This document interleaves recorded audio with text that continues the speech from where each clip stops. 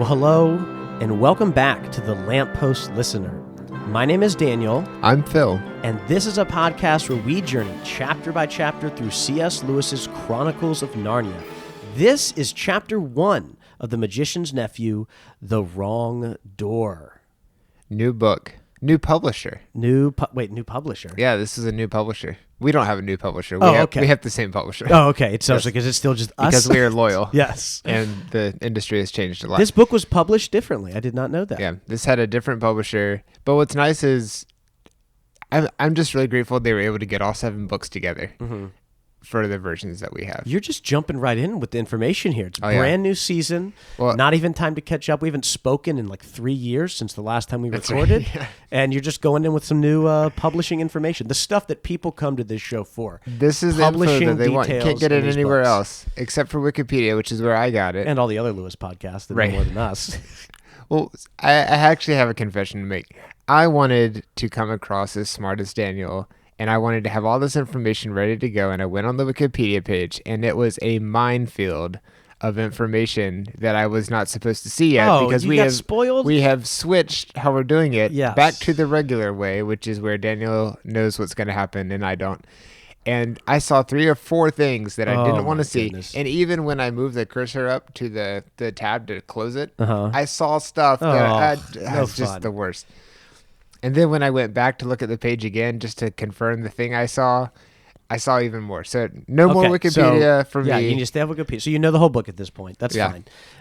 Well, Phil, before we jump into chapter 1 here, a lot of times, for listeners, people find our podcasts, and because we publish these as seasons, this is kind of the first episode that'll show up in a lot of different podcast apps and whatnot. So it's a good time for us to kind of just quickly recap what we've been doing, kind of what our approach is to this show, and maybe point listeners in some other places too if they are interested in more of what we've been up to for the last couple of seasons. So, Phil, you kind of alluded to this. Yes. How do we run this show?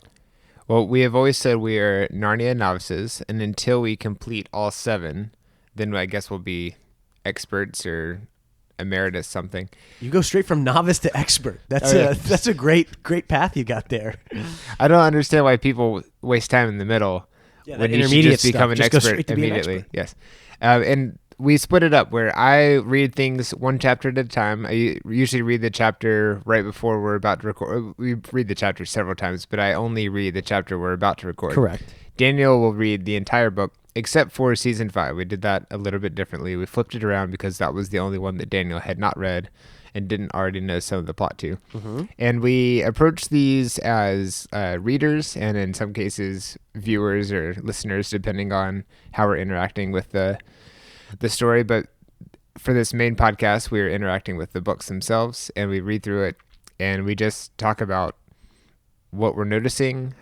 We make predictions about what we think will happen, and we sometimes bring in guest stars to give us their thoughts and illuminate some things for us.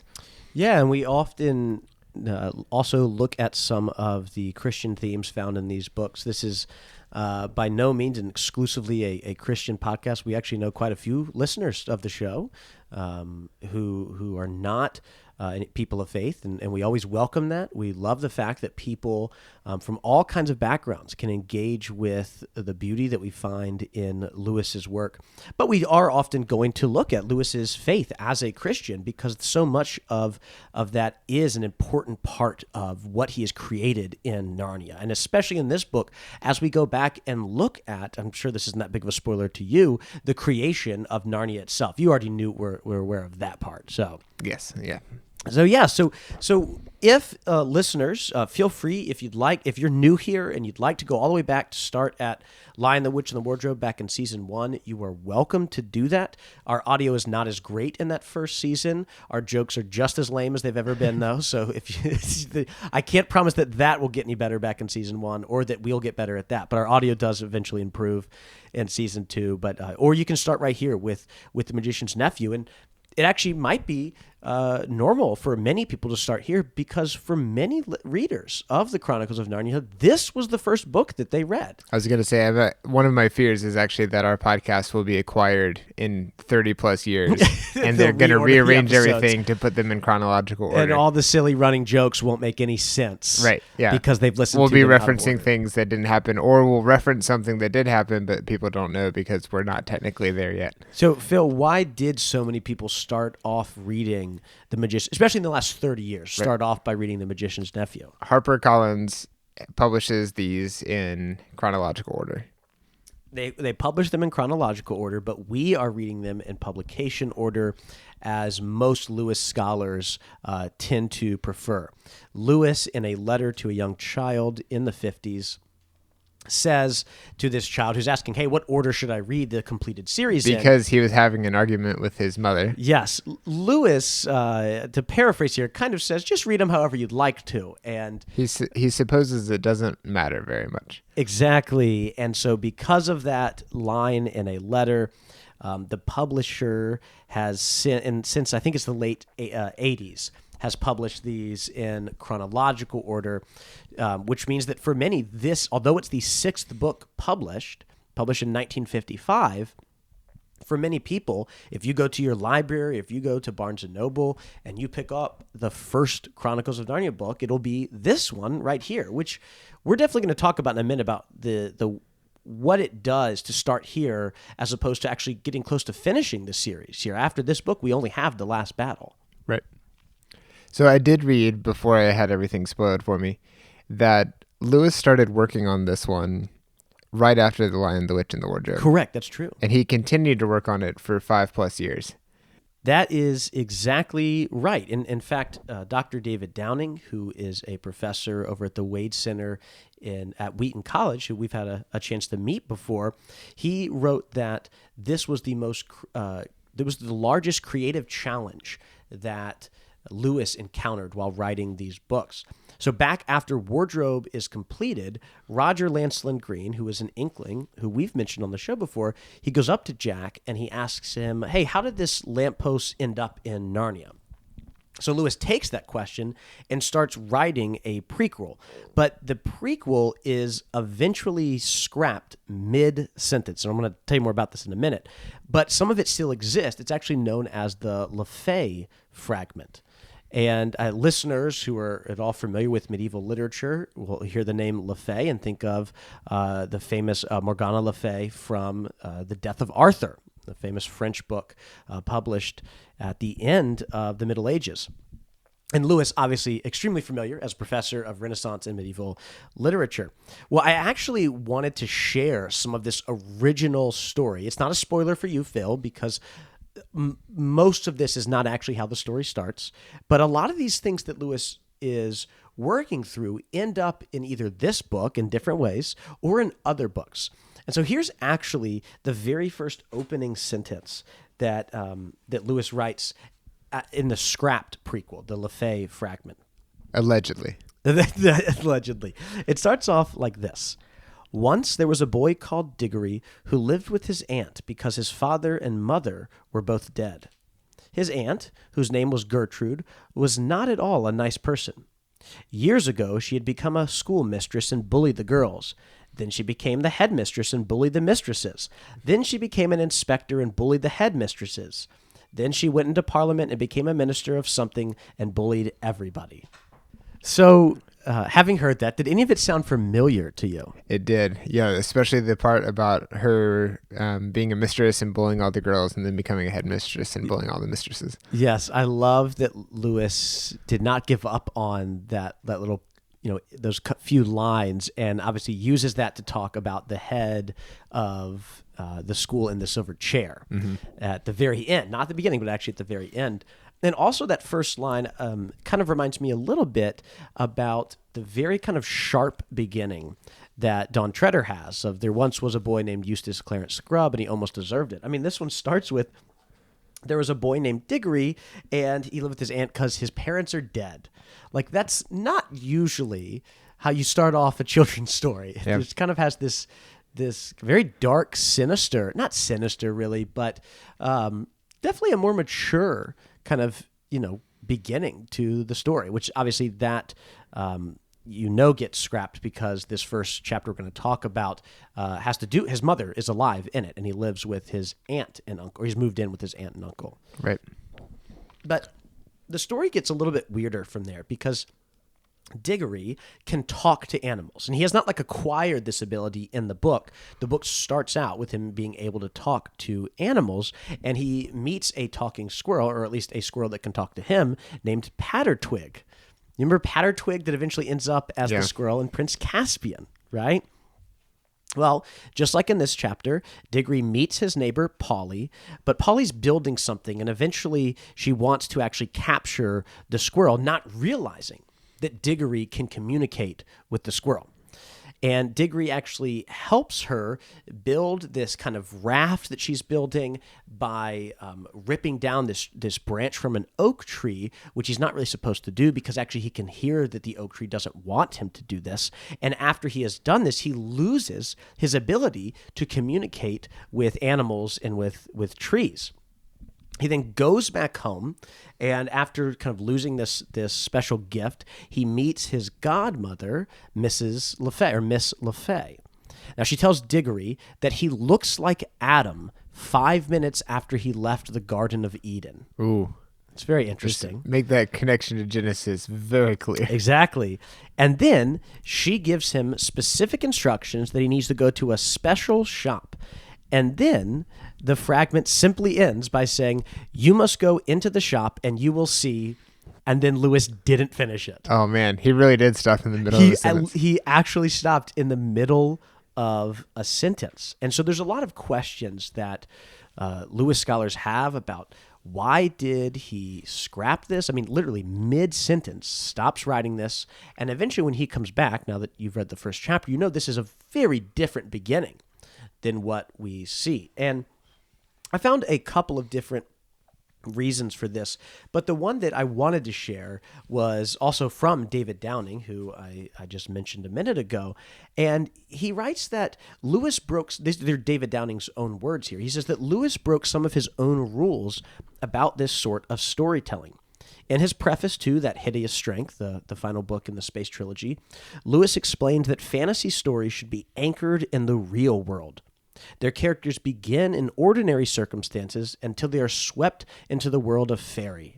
But in this version, Diggory is born enchanted, able to converse with trees and animals with no explanation given.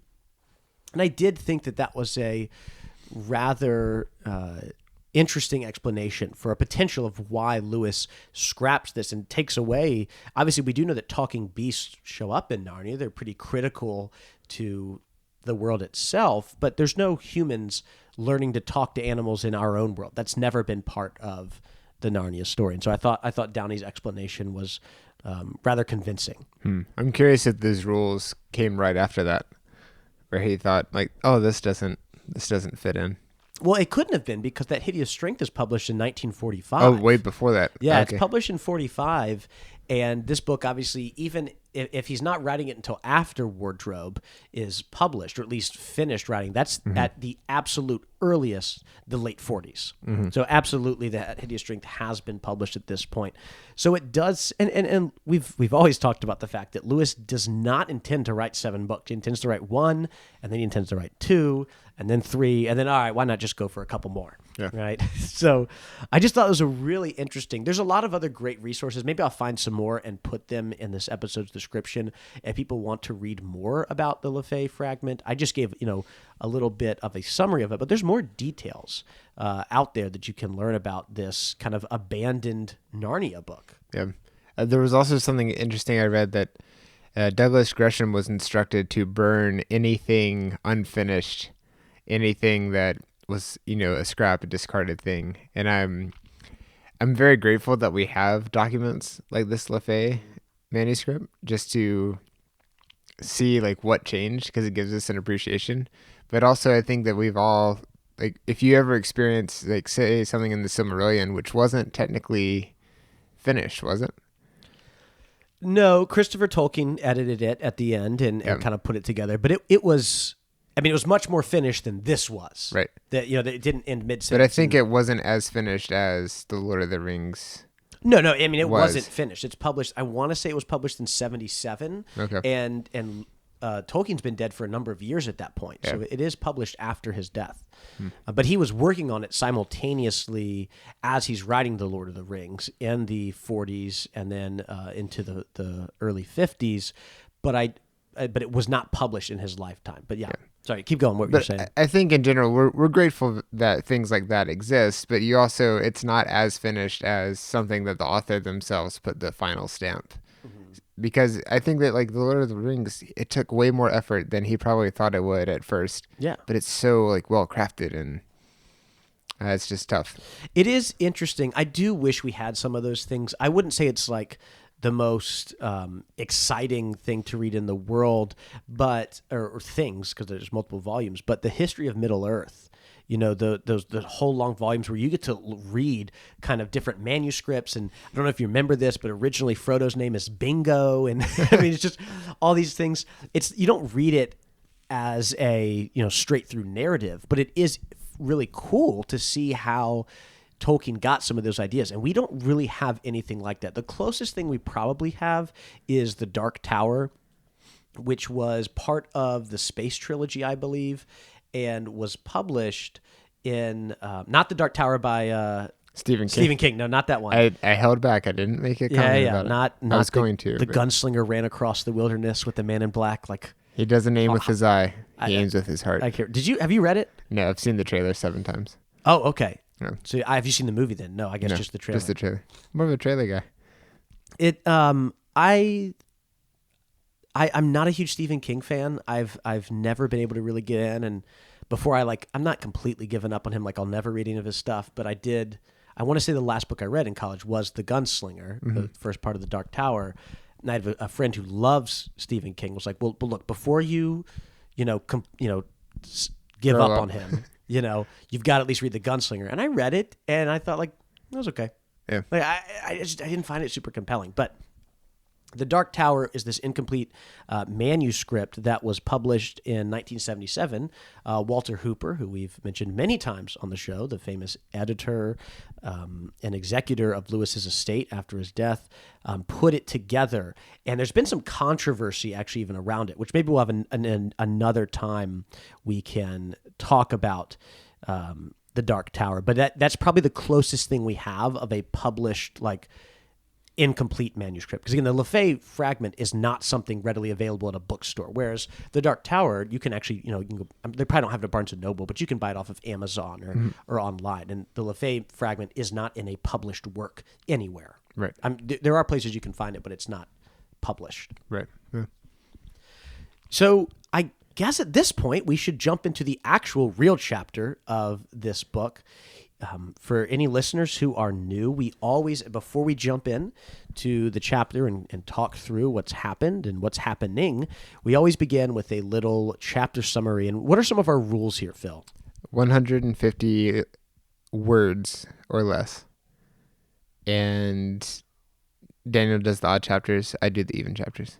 That's exactly right. And we usually get pretty close. There's a couple of times where we've just had a couple of sentences, but usually we try to include a good amount of detail here so that if you are choosing to just listen and not necessarily read along with us, maybe it's been a while since you read these books, that hopefully anybody can tune in and still be caught up on what we're talking about, even if you haven't read the chapter in the recent past. So are you ready for chapter 1? Let's hear it. A boy named Diggory lives with his aunt, uncle, and sickly mother in London at the start of the 20th century. In the middle of a cool and wet summer, he meets his neighbor Polly. The two become fast friends and spend much of the summer exploring their block of row houses. During the course of their indoor adventures, the two decide they want to enter the abandoned house next to Diggory's through the attic passageway. Although they mark out the paces, their math is incorrect, and they accidentally enter the forbidden study of Diggory's eccentric uncle, Andrew. In a disturbing move, Uncle Andrew locks the children in his study and speaks to them in a dulcet but foreboding tone. He offers Polly a yellow ring that is emitting a dull hum. Polly, entranced by the ring's beauty, touches the ring and disappears. Wow. When you were reading the first part of that manuscript, I was very surprised because it wasn't lining up with what I read in the chapter. And I got mixed up with where we were in the podcast. But this is very refreshing to hear exactly what happened. It's a really interesting chapter, and I'm excited to break down. There's not like a lot of mythology here or a lot of supposals, as we often have talked about so far, but it's a very unique entry into, not Narnia, but entry into a new book and a new story. Because, for one, it's the first book that takes place in our world, but not in modern times by Lewis's standard. In fact, on the very first page, we get the name drop of the same time that Sherlock Holmes is living at Baker Street, right? Which does mean that in the Narnia world, Sherlock Holmes is a real person. Which is really interesting. I know that that's not really what Lewis is thinking, but I do now love imagining the fact that that Sherlock Holmes is somehow in the same universe as Narnia. Right. There's also the name drop of another book on that very first page. Well, actually, why don't we go ahead, Phil, and read that first paragraph? Do you want me to read it, or would you like to read it? Sure. This is a story about something that happened long ago when your grandfather was a child. It is a very important story because it shows how all the comings and goings between our own world and the land of Narnia first began. In those days, Mr. Sherlock Holmes was still living in Baker Street, and the Bastables were looking for treasure in Lewisham Road. In those days, if you were a boy, you had to wear a stiff Eton collar every day, and schools were usually nastier than now. But meals were nicer, and as for sweets, I won't tell you how cheap and good they were, because it could only make your mouth water in vain. And in those days, there lived in London a girl named Polly Plummer. Polly Plummer. It's some good alliteration there. Yeah, it's interesting that we start out actually with Polly and not Diggory, which is where Lewis started the original version of this story. And Diggory obviously comes in and plays a very large role in this story, but actually starts from Polly's perspective. Now, like we just mentioned, we get the name drop of Sherlock Holmes. Also, from the book, The Story of the Treasure Seekers, we get the Bastables. Were you familiar at all with this name drop? I wasn't, and I looked it up. I thought it might have something to do with Treasure Island. Because we do get that I was later close. on. They are looking for treasure. I read a short little thing about it, but I hadn't heard of it before. Had you? I had only known of it because the last time I read this book, I looked it up. So Okay. I do not know of it outside of Lewis using it here in chapter 1. I do love, though, as Lewis has often done, he is reminding us about the importance of knowing these characters, right? We saw that with Eustace back in the Dawn Treader and with Jill and Eustace in the Silver Chair about how important it is to know your children's literature, right? Lewis begins writing these stories because he feels like there's not enough good literary criticism of children's literature. He felt like kind of the glory days were near the end, middle to the end of the 19th century, and that here since World War I, there's been a lot of decrease and not as much care given to children's literature. And so as he himself is writing these what will become classics, he's also having his children go back and just be familiar with these stories as well, too. We're going to get, obviously, the name drop of Treasure Island later on as well, and both children seem to be familiar with Treasure Island, despite the fact that it's not a modern book around the turn of the century. So I did love that. I thought that was great. But let's talk a little bit about this first page or so, because as we mentioned, Phil, for a lot of people, this is their first entry into the Chronicles of Narnia. Now, obviously, you and I prefer publication order. That's why we've done the podcast this way. But what do you think it means for someone to start right here? Like, how does this change your perception of Narnia when it's not through the wardrobe, but here in the very first paragraph, it's like, oh, this is about the comings and goings between our world and a magical world named Narnia. Yeah, it does seem like people should already know about Narnia and that this story is providing even more context for it. And it's also just it's a different entry. It's less surprising than, say, going through a wardrobe and finding an entire world there. Yeah, I agree. I think this is a fine beginning for a prequel or the sixth book in a series. But again, this is why you and I are so passionate about the publication order. I really think starting here kind of takes away a lot of the beauty of Lucy stumbling into the wardrobe and that great prose that Lewis uses here. I mean, it's not like his prose is bad, but he is writing as if you have already read this. Like it from the very beginning, and as it goes on a little bit more, the idea of magic or surprising things is not introduced as a surprising thing. It's introduced as, well, we know what's happened in the last 5 books, so the fact that a girl touches a ring and disappears shouldn't, now it's still surprising, but we shouldn't be like, oh my goodness, what could have happened? What happened? Yeah. Any reader of this book, if you've read the first 5 books, knows that something's going to happen. In fact, there's only been one book where there hasn't been a magical, transport to another place within the first chapter or 2. Right. Actually, I guess they've always been the first chapter, yeah. In the first 4 books, the children always go to a magical world, that being Narnia, in the first 4 books in that very first chapter. Yeah. So, I agree with you that I really think that this is, again, if you read this book first, it's not like the Chronicles are ruined for you or anything. And we know there are some of our listeners who really do prefer it this way. But I do think that this first chapter is much stronger if you're already familiar with Narnia. Yeah, I'd agree. I also love the setting here, just the long row of houses, and there's a back garden, and there's, a fence between the two, and they're communicating, and just the way that everything is lined up, where she has this spot in the attic, but then also this secret passageway that she finds, and the setting is really engrossing already, especially considering it's in our world. Yeah, I mean, Lewis very much takes advantage of this kind of end of the Victorian era, early Edwardian era of London, and really transports us into our world for the first time. I mean, obviously, there's been 4 other books that start in our world, but I would argue that even the one that spends the most time in our world, which is Lion, the Witch, and the Wardrobe, there's definitely some English elements in that. Don't get me wrong. I mean, they're literally leaving London because of the Blitz in the 40s.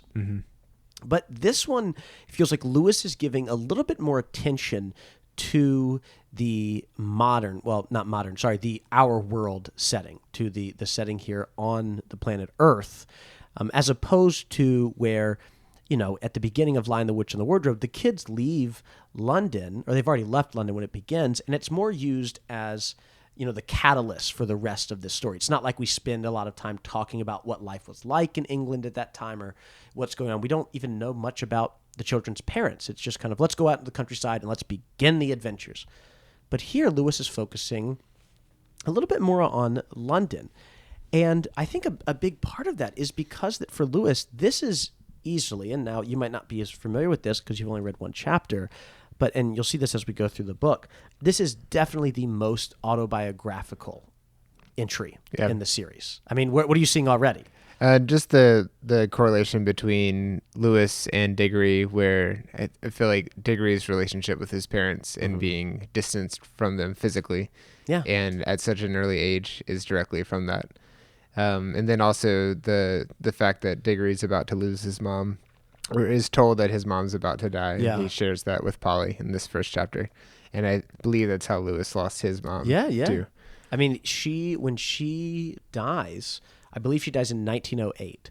And when Lewis's mother dies, in 2 weeks, he is shipped off to boarding school on another island. Like, he leaves Belfast, and he is now on the island of Britain. So, I mean, 2 weeks. Yeah. I can't imagine. And that's not necessarily to throw his father under the bus or anything. We've talked a little bit before about just some of the historical context for how normal that was, a pretty normal approach, especially after losing kind of the primary caretaker of Lewis's mother, for his father to kind of whisk him off to school. But Lewis is definitely grappling with some of that. I mean, this is his childhood. I don't think we get an exact year here. I think it has to be after 1899, which is when the story of the Treasure Seekers was published. So we know it's probably early 20th century then. Right. But this is the exact time. Lewis, who's born in 1898, this is when Lewis is a child. Now, he's probably a little bit younger than Polly and Diggory would have been, but this is very much, he's writing about his own childhood, which is fun to hear in that first paragraph. He talks about, the schools were nastier. Again, Lewis had a terrible experience at his boarding schools. It's not till he gets to be with his tutor that he actually appreciates school because he has such a terrible time with the bullying. But then he also talks about, the collars that boys would have to wear. I'm sure that Lewis is thinking of his own uniforms. But he says, but the meals were nicer. Oh, Right. no, those sweets were so much cheaper. Yeah. Which makes sense, too, because Lewis is writing, remember, in the early 50s, there is still rationing occurring in the UK. Yeah. So as this book is being released, there are still rations on some food items because of the fallout from World War II. So especially chocolate and sweets. he's very much kind of reflecting on this is before World War I. This is before a lot of the world significantly changed for Lewis. And Lewis spends so much of his career kind of talking about how the worldview that shifts after the horrors of World War I, especially in the West, when we get kind of the introduction of modern thought, of modernity, I do think Lewis looks back at some of that time right before World War I as being just a little bit more precious to him. And Lewis is not the kind of person who just looks back and goes, oh, it was always so much better when I was a kid. I mean, I think we all a little bit have a tendency to do that. Lewis, as he writes about the medievals or about people living during the Renaissance, when he kind of reflects on those things, he's always very quick to point out how some things are much better now, or some maybe values have changed, or some ideas have changed. But he's always not wanting us, I think specifically of his writing in The Discarded Image, to not exactly what he's thinking in that book, discard all that's been come before us. Don't just go, oh, we have this new thing, so let's completely forget what has come before, right? Like, no, don't forget that. Don't just throw it away. Remember what we used to believe. Remember what we used to value. And remember the good parts. He acknowledges, even in this introduction, he acknowledges that things were rough and the collars were stiff. Yeah. But he also he's pointing out the really good stuff. I see a lot of parallels, slightly different timeline, but relatively close with Roald Dahl's life.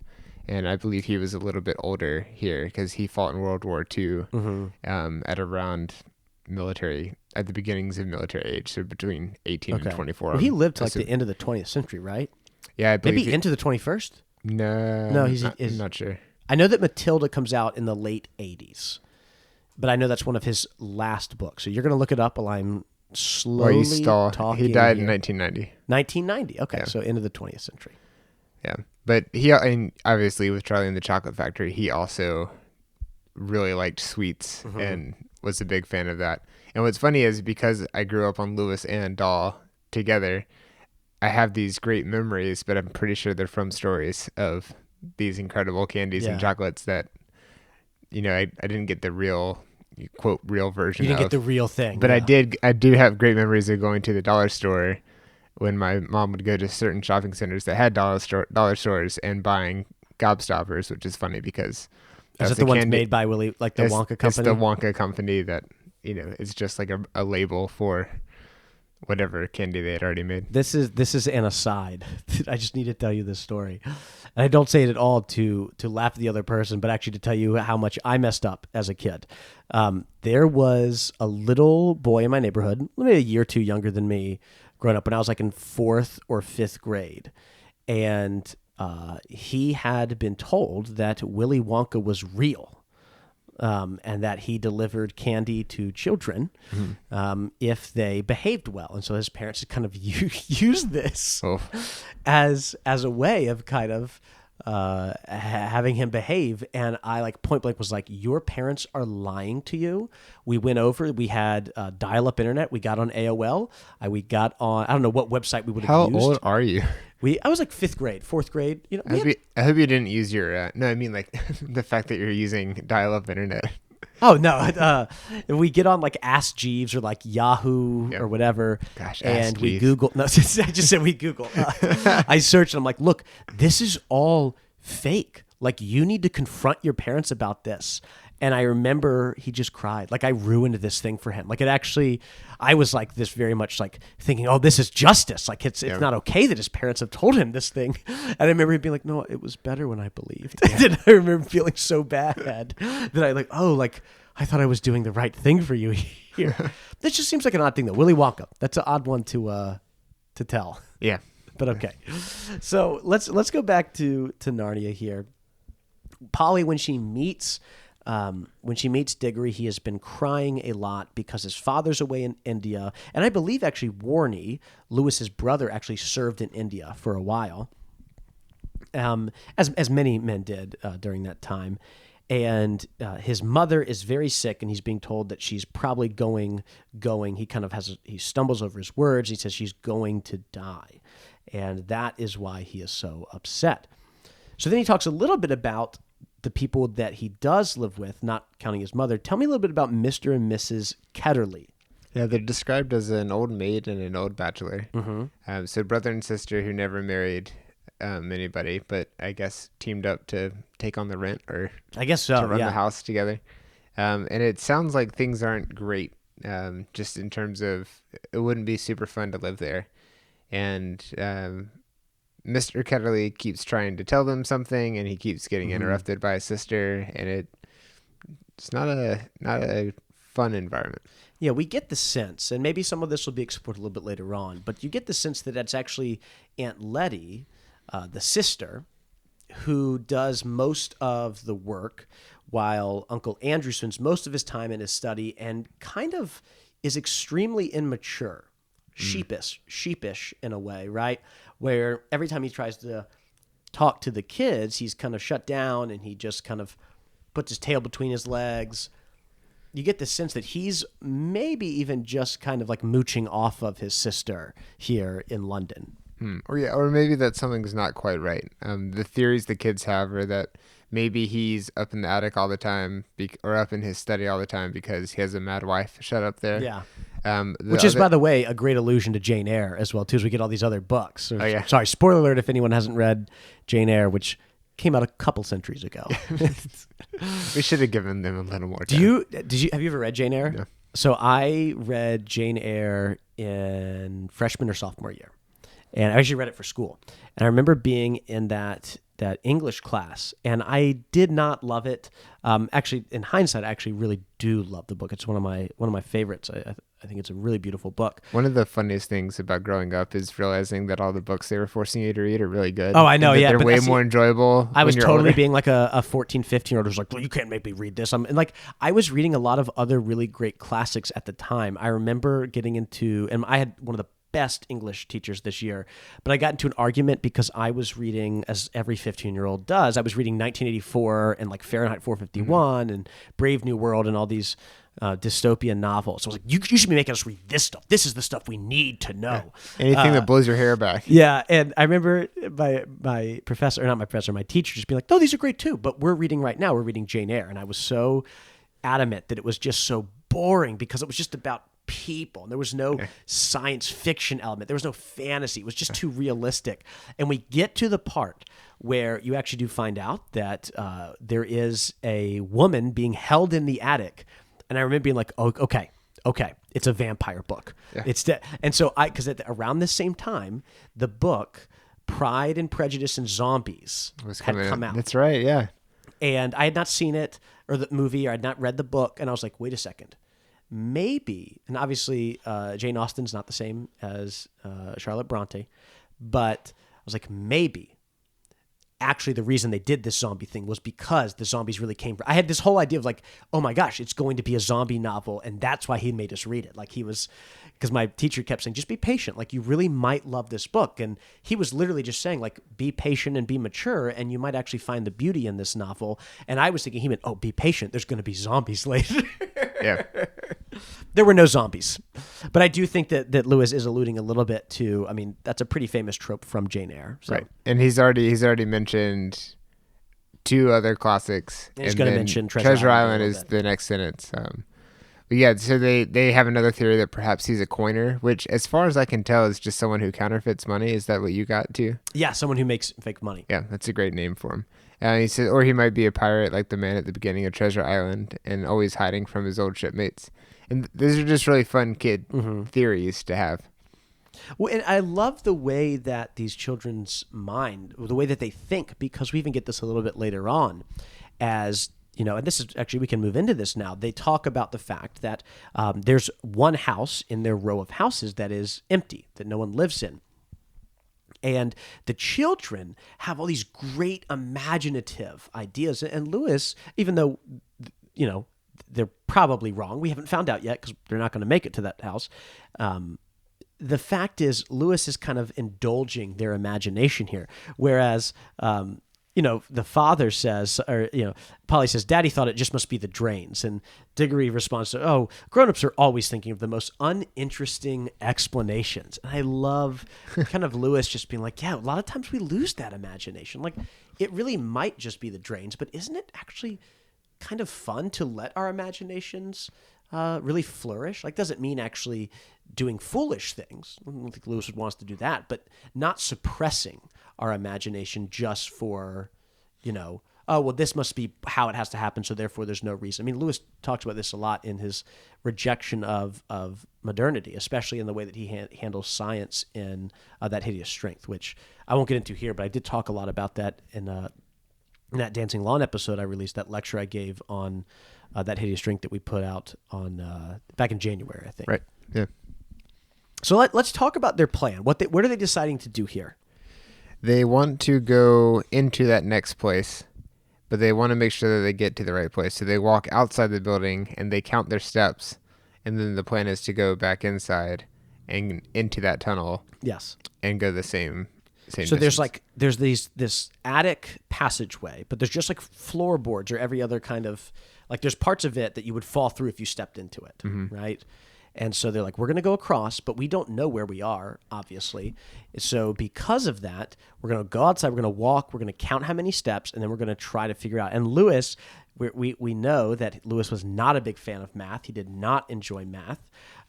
Lewis mentions that even after they both had to do the problem a couple of times to get the same answer, he's like, even then, I'm not sure that they were both right. Right. But Lewis doesn't put them down for this because Lewis himself is not a fan of arithmetic. Yes. Or maths, as they call it. Oh, does he put a plural there? I don't know if he does, but I've just heard that. Yeah, maths. I do like that. Technically mathematics, not. Ah, that is true. Never thought about that. So they go in and they have decided to enter into this abandoned door, or what they're hoping will be this abandoned home through this door. I love the fact that both Polly, look, I was just saying it was great how their imaginations are working, but now I'm going to make fun of them for a second. Both Polly and Diggory, especially Diggory, has decided this is where we're going to get rewards because maybe it's a house of like burglars and or other people kind of hiding things, and we'll be rewarded having found them out and stuff, as if like the 10-year-old and 11-year-old or however old they are going to stumble in, take care of business, and then the police will show up and be, oh, thank you so much, here's the key to the city. So there's a little bit of back and forth between the two. It's quite clear that Diggory is not, maybe Polly as well, neither of them are feeling all that courageous, although they're still going to do this. But, Diggory's just like, are you sure you want to do this? And Polly's like, well, I will if you will. And Diggory's like, well, I can't be the one who says, no, I don't want to do it. So they do go ahead and do this. And tell me, what happens as they make their way through the attic? Well, they're egging each other on, and they're not able to draw back. And in addition to that, Polly's curiosity gets the better of her. So it seems like, in a weird way, they are being pulled here. That maybe something is pulling them towards this door. Right. And it, as far as we know, is curiosity so far. But they end up standing directly across from Mr. Ketterly. Yeah, as they walk in, they see this room, and Diggory's in the middle of a sentence. As they look around and they see this clear study where it's very furnished, and there's even like a faint humming sound. Lewis says it sounds kind of like a Hoover if they'd been invented yet. Sounds like if it's far away, several Just such rooms an over. interesting way to describe stuff. And as Diggory is trying to get Polly to leave, she's, by the way, pointing at these green and yellow rings that she sees on one of the tables. This is what Lewis writes as Diggory stops mid-sentence. He, meaning Diggory, never finished what he was going to say, for at that moment something happened. The high-backed chair in front of the fire moved suddenly, and there rose up out of it, like a pantomime demon coming up out of a trapdoor, the alarming form of Uncle Andrew. They were not in the empty house at all. They were in Diggory's house and in the forbidden study. Both children said, "Oh," and realized their terrible mistake. They felt they ought to have known all along that they hadn't gone nearly far enough. Uncle Andrew was tall and very thin. He had a long, clean-shaven face with a sharply pointed nose and extremely bright eyes and a great tousled mop of gray hair. Diggory was quite speechless, for Uncle Andrew looked 1,000 times more alarming than he had ever looked before. Polly was not so frightened yet, but she soon was. For the very first thing Uncle Andrew did was to walk across to the door of the room, shut it, and turn the key in the lock. Then he turned round, fixed the children with his bright eyes, and smiled, showing all his teeth. I half expect him to lift up his crinkly hands and shoot lightning out of them. I was actually making my pop culture connection was I get a very like Count Olaf feel from him, having read the series of unfortunate events. This kind of, because I will say you do get the sense that this character is creepy and scary, but scary in a very weak way. Like Uncle Andrew, physically, he's not an imposing figure, right? He's this tall, kind of lanky, thin guy. He's not very muscular. He's got like a lot of points on him, right? He's got a pointy nose. He's got a lot of sharp angles, I guess. And this kind of caricature that we're given of Uncle Andrew is more of like creepy than it is physically imposing. Yeah, and the fact that he immediately locks the door doesn't help the creepy factor. No, I mean this is a very scary ordeal for the children, and we really don't know Uncle Andrew at all. So to have him do this in this secretive study is very frightening and disturbing. I mean, what are you thinking is going on here as someone who has not read further? Well, it sounds like he's up to no good, possibly something illegal, and then the fact that he locks the door kind of seems to confirm that because he doesn't want to be disturbed. But then it seems like he wants to use the children for something. We find out shortly after he locks the door that is what he wants to do. He wants to conduct some experiment. Yes. And there's also this very quick change where Polly just insists that he let them go, and he immediately changes his tune, says, yes, of course, and then offers her something. And the way that this next part unfolds is just so incredibly exciting, and it happens slightly faster than you can kind of comprehend what's happening. And he offers her something, and she takes it, and then Diggory notices the look on his face. Yeah. And a very similar scene to Edmund's first meeting with the White Witch, right? Where she kind of approaches him very angry and frustrated, and then very quickly that tone changes, and she's come sit with me, young son of Adam, and let me give you some sweets and something to drink, and that same kind of I can use this child to achieve my ends. Now we know what the White Witch's ends were, but we really don't know at this point what Uncle Andrew is up to. He said he's used guinea pigs, I think, before, but he's like, I don't really know what. I think it's worked, but I don't know. We don't really know at all. But he does offer, like you said, Polly gets this ring. She wants the green one, but he says, no, can't touch that. You can touch this yellow one. And when she touches it, she disappears and the chapter's over. Right. What a place to end. Too. Wow. And that is a great, great beginning. Now, I mean, before we move on and wrap up and maybe do some listener feedback, what do you think is happening here? Scientifically? No, I don't need the science of what's behind it. What do you think's happening? What is Lewis doing? What are these rings? Did you get that reference? Yes. Okay. From Spider-Man? Uh-huh. Okay. I feel like she teleported somewhere. She teleported somewhere. Yes. These are like teleportation devices. Right. Out of Star Trek? What do they call them in Harry Potter? Something key? Ooh, that's a good question. Port keys. They're called port keys. Yes. I think so this is some kind of item that has a bewitchment on it that transports you somewhere else. Right. And I'm really curious what the green ones do. I wonder if those are supposed to bring you back. Yeah, maybe. We'll have to find out. And I'm really curious if Polly just left, how the uncle is going to get Diggory to go. Yeah, like, how are you going to... Hey, kid, catch this. Yeah, it's like, no, I just saw what happened. I'm not doing that. Well, what kind of experiment is this then? It sounds like he has some way to teleport people, and he tried it on a hamster. Yeah, I think you're right. It was a hamster. And so then he wanted to try it on a person. And if this is the case, this really shows just the cowardice of Uncle Andrew, who, as we kind of learn and explore more of this character, he is not this evil, imposing, strong character like the Lady of the Green Kirtle, like the White Witch, even like Miraz. He's much more like Rabidash. Yeah. He's much more foolish. He's much more idiotic in some ways, and that, yes, he is definitely acting out of his own self-interest here. But it is that. It's his self-interest, not like domination, or at least so far. That's what it seems like so far. It's like, oh, I'm just too afraid to do this, so I'll let a young girl do it instead. Like, that's very sick, right, to act that way. Yeah. Wow. What a first chapter. Yeah. Back at it. Yeah, it feels good to be back doing this again. Yeah. And thankfully, we won't have to wait very long until the next time, because in just 2 weeks, we're going to be back with Chapter 2, which is called Diggory and His Uncle. And in that chapter, Phil, Uncle Andrew is going to reveal his plans to Diggory. As all, is all good antagonists do. He's going to start tell you monologuing. Exactly what he's thinking, right? Well, before we go, as always, we've got some listener feedback. And since we haven't been around for a while, I actually picked 2 emails, although neither of these emails are questions or comments on Narnia itself. Obviously, usually we take this time to talk a little bit more, maybe about previous chapters or books that we've covered, or to maybe go a little bit deeper in a place that we maybe skimmed over before.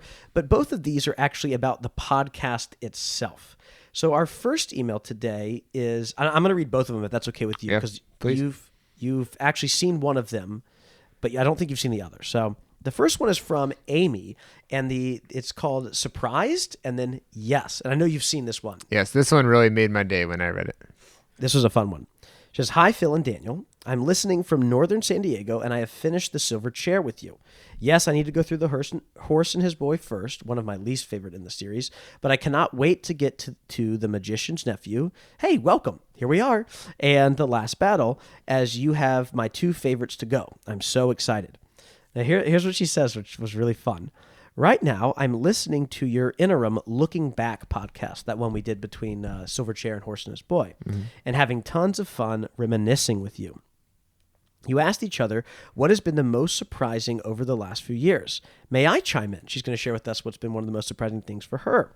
"Definitely the most surprising part for me was the day I was driving home on the Southern California freeways, listening to you take some listener feedback. When you played a voicemail from a listener, there was, in all caps here, my own daughter's voice coming through.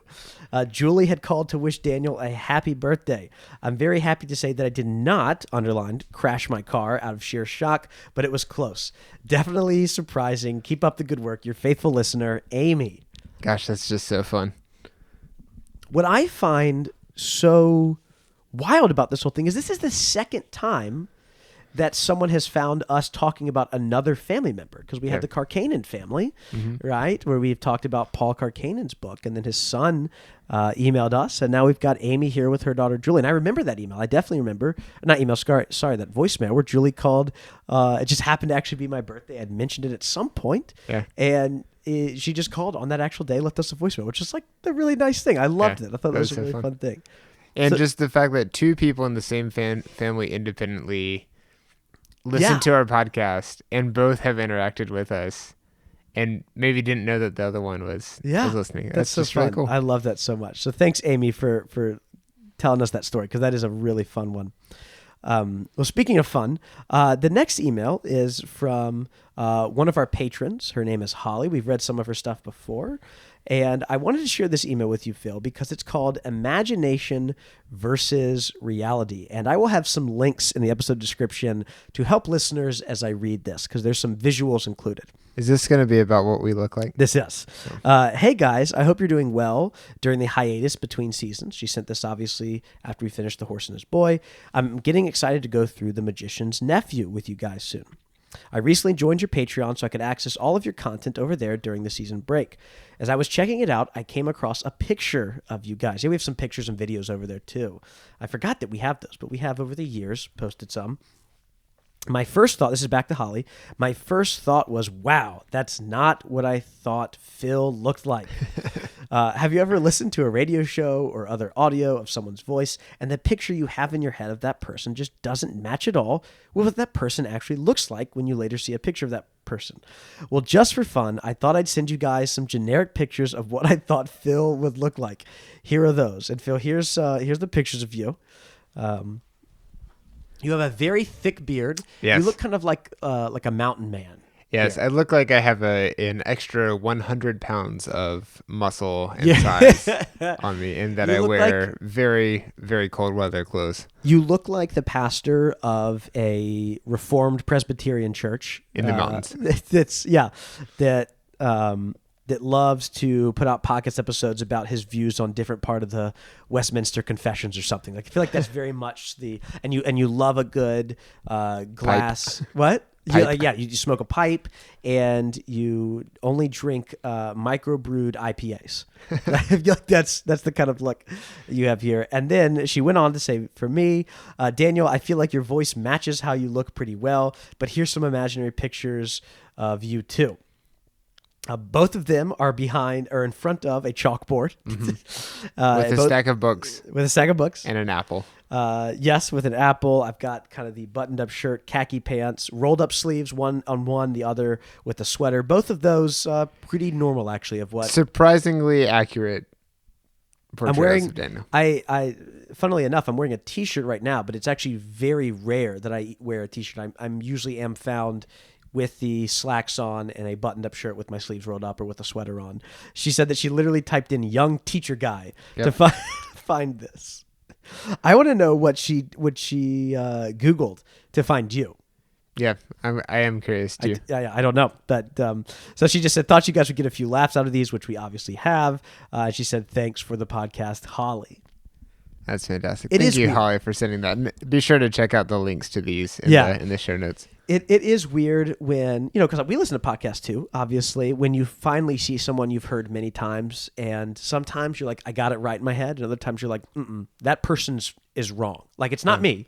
My brain was correct. It's that person's physical appearance that is incorrect, because I had decided you didn't look like that. I feel like we both may have grown up on NPR. Is that true? I did not listen to a ton of NPR until I was in college. I feel like we've heard the voices at least enough to recognize of a considerable amount of people, sure. Yeah, and there's a pretty good article out there of just NPR voices compared to the pictures you had in your head, like people's actual picture compared to what you were thinking they were gonna be, and it's funny. Some of them are exactly the same.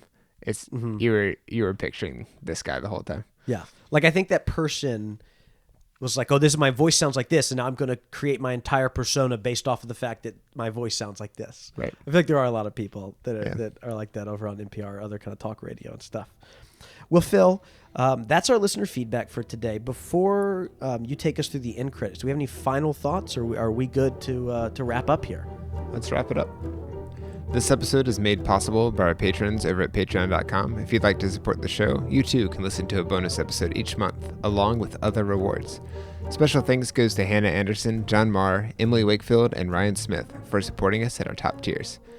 Listener feedback can be sent to thenarniapodcast@gmail.com, or if you want to leave us a voicemail, 406-646-6733.